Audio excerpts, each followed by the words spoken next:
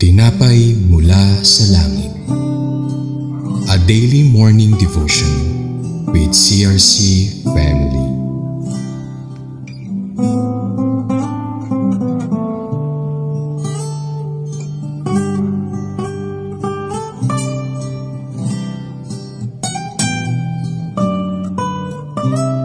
Isang mapagpalang umaga po sa lahat ng patuloy na sumusubaybay sa ating programa dito po sa Tinapay Mula sa Langit, ang pang-araw-araw nating debosyon sa salita ng Diyos. Ako po si Sister Michelle Tuason ng CRC Dasmariñas Daughter Church. Samahan po ninyo ako sa pagbubulay ng salita ng ating Panginoon.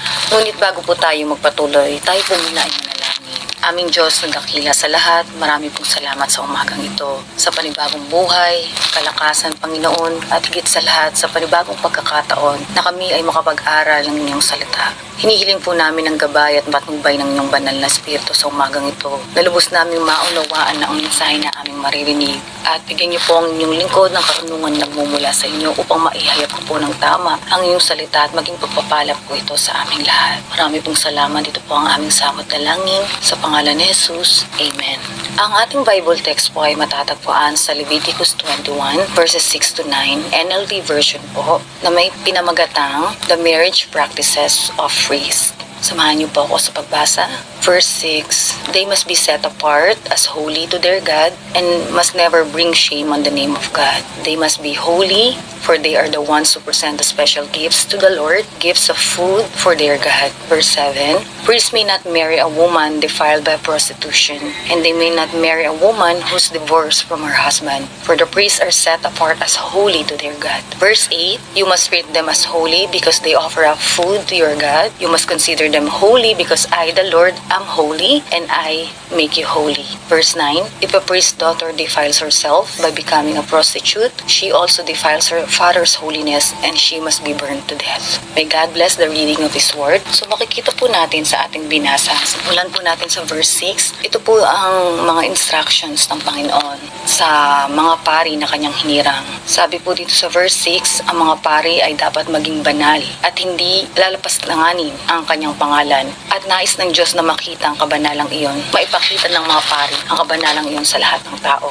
Sa verse 7 naman po, inilarawan ang pangako at kadalisayan na kinakailangan ng mga pari. Ang isang pari sa ilalim ng luma o bagong tipan ay ilalagay lamang ang kanilang pagmamahal doon sa dalisay. Verse 8 naman po, sinabi dito o binigyan din dito ang koneksyon sa pagitan ng kabanalan at pakikisama sa Diyos. At sa last verse, verse 9, ang kabanalan na inaasahan sa isang pari ay dapat makita sa kanyang sambahayan. Nabanggit po dito na ang anak na babae ng isang pari ay may espesyal na responsibilidad na maging dalisay. Ang ideya nito, ang isang pinuno ng Diyos ay dapat pamunuan ng maayos ang kanyang pamilya. So bilang reflection po sa ating binasa, makikita natin dito mainly yung mga standards na sinet ng ating Panginoon para sa mga priest or pari sa lumang tipan. Kung ihayambing po natin ito sa kasalukuyang panahon, ito po yung same expectations or standards ng ating Panginoon sa bawat isa sa atin na mapanatili ang kabanalan ng kanyang pangalan. Dahil tayo po ang mga paring ito sa ating kasalukuyang panahon, alam natin na mula nung tayo ay tinawag ng ating Panginoon, may direct access tayo sa Kanya. At dapat tayo ay lumakad ng may kabanalan kagaya niya. Alam po natin na hindi ito madali, especially na nandito pa tayo sa lupa, kung saan madami ang tukso, temptations, gawa ng mga kaaway, dahil tayo ay nasa laman pa. Ngunit may plano ang Diyos para sa ating lahat. May nais ang Diyos na makita sa ating lahat mula nung tayo ay Kanyang tinawag. Ito ay makapangyari ang paghahari ng Diyos sa ating mga buhay, at nawa yun po ang naisin nating lahat, at hilingin natin ang tulong ng Holy Spirit na ma-preserve natin yung holiness na ine-expect sa atin ng Panginoon. So bago po tayo tuluyang magtapos, samahan niyo pong muli ako sa isang panalangin. Lord Jesus, we pray in our lives and our families, even our churches, Lord. Help us to reflect all these things that we just learned today. When people in the world see our lives, may they see people who fear you, revere you, who loves you and glorify you with joy. They may see that we love worshiping you, don't see like following you as a matter of religious routine. Lord, we also pray that we would be more eager to follow you, be more in love with you, and it will be evident in the way we love and serve the people around us. We want your character, Lord, to be cleared through us. So help us not to profane your name. Help us, Lord, to be holy and honor your name at all times. In Jesus' mighty name we pray. Amen.